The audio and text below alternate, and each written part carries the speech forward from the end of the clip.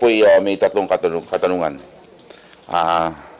This representation of the 2nd District of Parañaque would like to ask, my first question would be, could you please clarify the Ombudsman's stance and procedures regarding anonymous complaints against public officials? How does the Ombudsman evaluate, investigate such complaints, and what criteria are used to determine whether anonymous complaints are acted upon or not?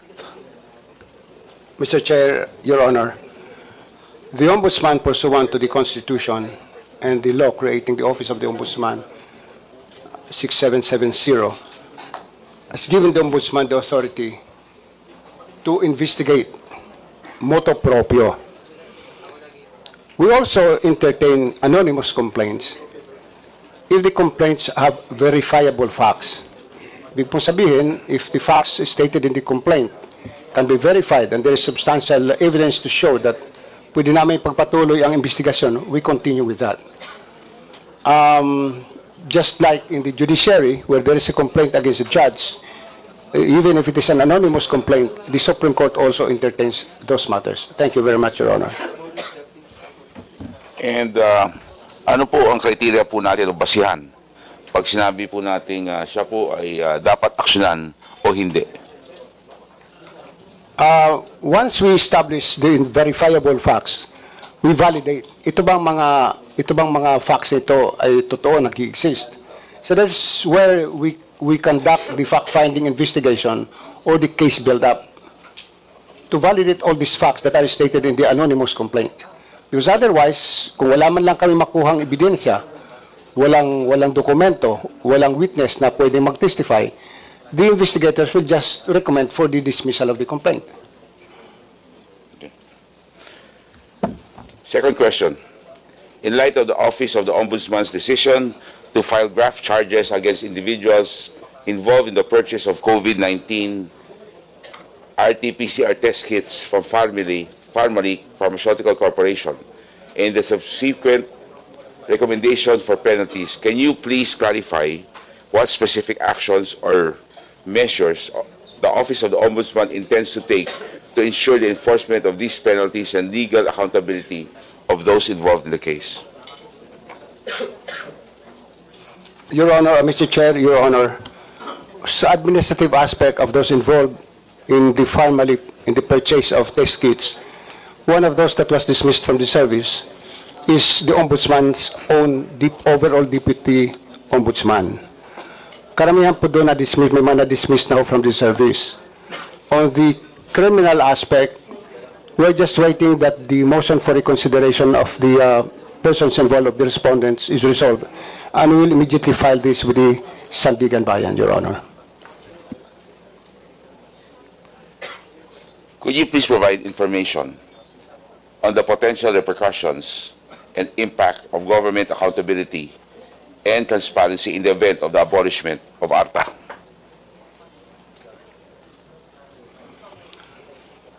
Mr. Chairman, Your Honor, I have nothing against ARTA. I want to make this clear, I have nothing against ARTA, except that the law that created ARTA has partly trodden into the path of the Ombudsman. Ang sabi po ng Konstitusyon, the 1987 Constitution says that the determination of red tape, inefficiency, and corruption is the sole function of the Ombudsman. Ang nangyari po dito sa batas ng ARTA, sinaklaw ng ARTA yung pagdidetermine namin ng red tape.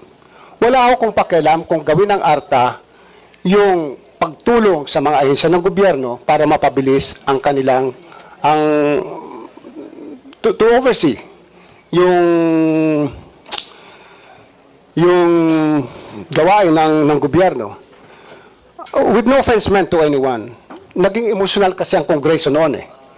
When President Rodrigo Duterte said, sa amin sa Davao, isang araw lang, tapos na yung ano na yun, mga application for licenses. I mean, I have nothing against anyone or whoever has passed has authored this law, but parang naging emotional eh. It was more of an emotional decision rather than looking into ano ba other existing laws. It is true that the ombudsman during the previous years Bakit private? ay hindi na-address yung determination of red tape and efficiency. What are the causes of inefficiency? Because the office of the ombudsman has been overwhelmed with complaints, with cases. Sinisimula na nga sana nitong panahon ko, pero mayroon namang ARTA, ano naman ang gagawin ko? So I have a conversation with ARTA. Go ahead with what you're doing. We will also do what we are supposed to do under the law. Thank you, Your Honor. Mr. Chair, I just would like to not really forewarn, but maybe caution also, and let us be very careful, especially when we dismiss or we prosecute or recommend for the prosecution of people who came from the private sector and joined government. Kasi po, nangyayari po niyon, ang usap-usapan, sa marami pong nasususpindi, natatanggal ng mga tao sa gobyerno na galing po sa pribado, marami na rin pong natatakot sa pribado na sumama po sa gobyerno. So, dapat tingnan ho natin mabuti ho to. Dahil nagkakaroon ho ng takot at concern yung mga gustong magagaling na galing ho sa pribado, sumama sa gobyerno at tumulong sa ating pamahalaan. Mr. Alam ko po kung sino po ang tinutumbok ninyo, kagalang-galang na kinatawan ng Paranaque. Subalit, wala akong personalan ito eh. When you dismiss or when you reassign employees to other departments, you should comply with the provisions of the law. Mayroon ng requirement. Isa ko sa requirement doon, you maintain the same status, the same work. Hindi ho po pwede na isang inhinyero ay gawin nyo security. O ang isang security, i-assign mo bilang kahero. Siguro magkaiba ho ang mga functions nito. Para ho nag-assign kayo ng isang abogado na gawin niyang taga-imbalsa mo. O ang isang surgeon na gawin yung isang prosecutor, hindi naman abogado. So, there's nothing wrong if a person from the private sector joins the government. For as long as you comply with government laws and regulations, you do not violate the law, wala hong dapat ikatakot. Marami pong salamat. Marami rin po salamat, Mr. Chair, Mr. Ombudsman. Pagiging ko ho ay hindi ko, isa lang po yan sa maybe mga tao na naapektuhan, pero marami naman po, at even before your time, na may mga nangyari pong ganyan. Meron po sa BIR, na magagaling na humawak po dyan, tinanggal, at sila very disgruntled. At syempre, kumakalat naman po yan sa business community. Totohanan, minsan ho kasi, meron po tayong mga ahensya na pag pumasok po ang isang pribadong mamamayan at na-advise siya ng kanyang mga legal counsel at gagawa naman siya ng galaw, minsan ang gigiba naman ho dyan yung mga iba't ibang mga built-in na sindikato dun sa ahensyang yun. So ang gibaan ho dyan ay kawawa ho yung isang pribadong mamamayan na talagang gustong tumulong, gawin yung dapat ginagawa niya sa pag-manage niya sa isang pribadong kumpanya at ito'y dali niya sa gobyerno. Ang problema, ang gigiba ho dyan ay yung mga sasagasaan at yung mga sindikato. At marami pong ahensyang ganyan po. Especially malaki at mahaba po malaki po mga budget. Dahil sila po uno na apektuhan. Pag sila na-reassign, sila ang nawawalan ho ng hanap buhay. Kaya may agenda ho sila eh. So dapat ho, pagay ko, yan ay dapat i-evaluate. Naintindihan ko po kayo. Pero hindi lang po yung ahensyang binabanggit nyo. Even before, natagal na rin po ako sa gobyerno. Since 1988 pa ako. Nakita ko na ito paulit-ulit kung paano gibain ang isang pribadong manager na galing sa pribadong sektor, paano gibain ang mga sindikato sa isang ahensya. Salamat po. Mr. Chair, Your Honor, we act when there are complaints, especially internal affairs within the government office. We cannot act kung wala namang complaint o wala kami nabasa sa dyaryo para we can start a case build-up investigation or a fact-finding investigation. Sana po yung mga taong nasagasaan nung sila ay nasa BIR, sana po nagreklamo sila, nireklamo po lang kanilang mga superiors. I encourage everyone, every government employee, na ireklamo niyo mga superiors niyo, nagkamali, ireklamo ninyo.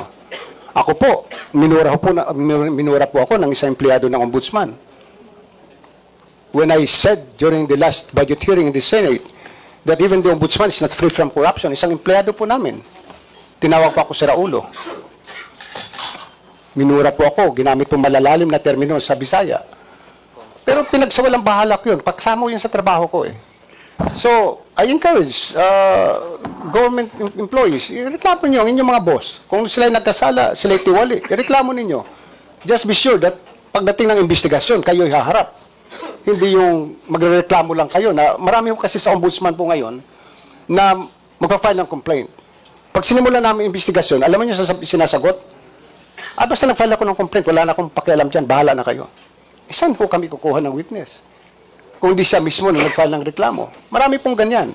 Kanya't nag-iisip nga po ako na i-cite in contempt itong mga tao nagpa-file ng mga harassment suits Karamihan po sa mga empleyado sa gobyerno, lalo na mga politiko, ay victims of harassment suits. I stand by that. Marami po. At siguro nga values talaga ito Maano sa tao yung inggit, pumapasok sa atin inggit na aywan ko pero values all boils down to values. And I encourage government officials, Honorable Congressman Tambunting, can tell them they can file their complaint anytime with the Office of the Ombudsman, and we will act on that. Thank you very much. Thank you very much, Mr. Chair. Thank you, Representative Gas, Tambunting. I just would like to ask the Ombudsman about the ARTA, no? Would you therefore suggest that, because it's overlapping function, that ARTA law should be repealed or modified or what? I made that suggestion to have the ARTA law modified, but it fell on deaf ears last year. I was encouraged by my peers, by my colleagues, to file a case before the Supreme Court to declare partly the ARTA law as unconstitutional. Pero sa dami po ng problema namin sa Ombudsman, ayoko nang patulan ang mga ganyan. I just want to voice out my sentiment that ARTA has trodden into the functions of the Ombudsman, and that makes it unconstitutional.